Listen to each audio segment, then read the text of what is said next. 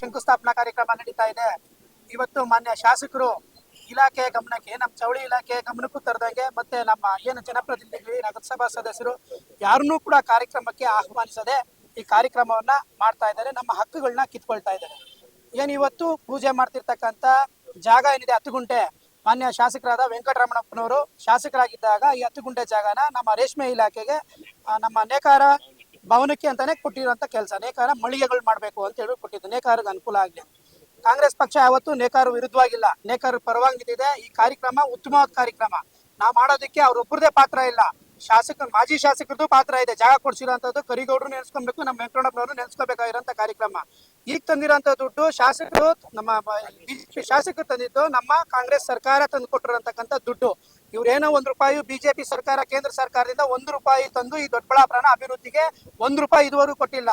ನೇಕಾರರಿಗಾಗ್ಲಿ ಮತ್ತೆ ದೊಡ್ಡಬಳ್ಳಾಪುರಕ್ಕಾಗ್ಲಿ ಕೇಂದ್ರ ಬಿಜೆಪಿ ಸರ್ಕಾರದ ₹1 ಅನುದಾನ ಬಂದಿಲ್ಲ ಇದುವರೆಗೂ.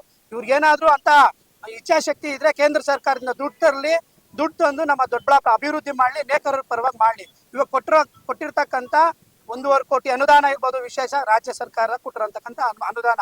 ಈ ರಾಜ್ಯ ಸರ್ಕಾರ ಸಿದ್ದರಾಮಯ್ಯನವರು, ಡಿ ಕೆ ಶಿವಕುಮಾರ್ ಅವ್ರ ಸರ್ಕಾರ ನೇಕಾರರ ಪರವಾಗಿ ಹಲವಾರು ಯೋಜನೆಗಳು ಮಾಡಿದೆ. ಉದಾಹರಣೆಗೆ ಹೇಳ್ಬೇಕು ಅಂದ್ರೆ ATHP ಅವರು ಕರೆಂಟ್ ಫ್ರೀ ಕೊಟ್ಟಿದ್ದಾರೆ. ಈ ನೇಕಾರ ಭವನಗಳು ಇಂಥ ಸುಮಾರು ರಾಜ್ಯದಲ್ಲಿ ಸುಮಾರು ಭವನಗಳಿಗೆ ದುಡ್ಡನ್ನು ಕೊಟ್ಟಿರುವಂತ ಕೆಲಸಗಳು ಮಾಡಿದ್ದಾರೆ. ಪವರ್ ಫ್ರೀ ಕೊಟ್ಟಿರೋದಿರ್ಬೋದು, ಮತ್ತೆ ನಮ್ಮ ಐಡೆಂಟಿ ಕಾರ್ಡ್ ಕೊಟ್ಟಿದ್ದಾರೆ. ನೇಕಾರಿಗೆ ಒಂದು ಐಡೆಂಟಿ ಕಾರ್ಡು, ನಮ್ಮ ನೇಕಾರರ ಎಲ್ಲ ಹೋರಾಟದ ಪರವಾಗಿ ಅವ್ರಿಗೊಂದು ಐಡೆಂಟಿ ಕಾರ್ಡ್ ಅಂತ ಕೊಟ್ಟಿದ್ದಾರೆ. ಮತ್ತೆ ಪ್ರತಿ ತಿಂಗಳು ನೇಕಾರ ಸನ್ಮಾನ ಯೋಜನೆಯಲ್ಲಿ ₹5,000 ದುಡ್ಡು ಕೊಟ್ಟಿದ್ದಾರೆ.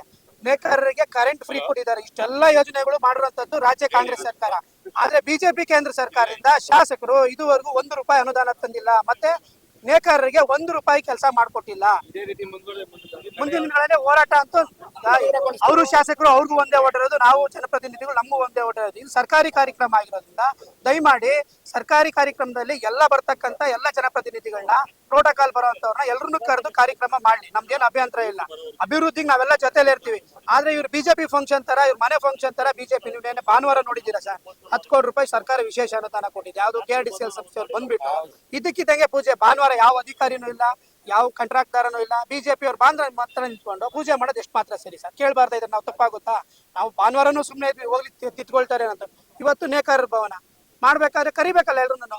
ತಿರ್ಗಾ ಅವ್ರು PM ಮುಖಾಂತರ ಫೋನ್ಗಳು ಮಾಡಿ ಎಲ್ಲ ಲೀಡರ್ಗಳು ಕರೀತಾ ಇದ್ದಾರೆ. ಈ ಸರ್ಕಾರಿ ಕಾರ್ಯಕ್ರಮ ಅವ್ರು PM ಫೋನ್ ಮಾಡೋ ಅವಶ್ಯಕತೆ ಏನಿದೆ? ಸರ್ಕಾರಿ ಅಧಿಕಾರಿಗಳು ಪ್ರೋಟೋಕಾಲ್ ಬರುವಂತ ಫೋನ್ ಮಾಡಿ ಕರೀಲಿ. ಅದನ್ನ ಬಿಟ್ಟು ಇವ್ರು PA ಮಾಡ್ತಿದ್ದಾರೆ, PAಗಳು ಫೋನ್ ಮಾಡಿ ಮಾಡ್ತಿದ್ದಾರೆ. ಇವೆಲ್ಲ ಏನು ಅಂತ ಹೇಳಿದ್ರೆ ಸ್ವಲ್ಪ ಸರ್ವಾಧಿಕಾರಿ ಧೋರಣೆ ಬರ್ತಿದೆ. ನಂದೇ ಅನ್ನೋದು ಬರ್ತಿದೆ. ಇದು ಒಳ್ಳೇದಲ್ಲ, ದೊಡ್ಡಬಳ್ಳಾಪುರಕ್ಕೂ ಒಳ್ಳೇದಲ್ಲ, ಇವ್ರಿಗೂ ಒಳ್ಳೇದಲ್ಲ. ದಯಮಾಡಿ ಎಲ್ಲಾನು ಒಂದೇ ತರ ಕಾಣ್ಬೇಕು. ಅಭಿವೃದ್ಧಿ ಪರವಾಗಿ ನಾವ್ ಇರ್ತೀವಿ ಸರ್. ದಯಮಾಡಿ ಮುಂದೆ ತಿದ್ಕೊಬೇಕು ಮಾನ್ಯ ಶಾಸಕರು.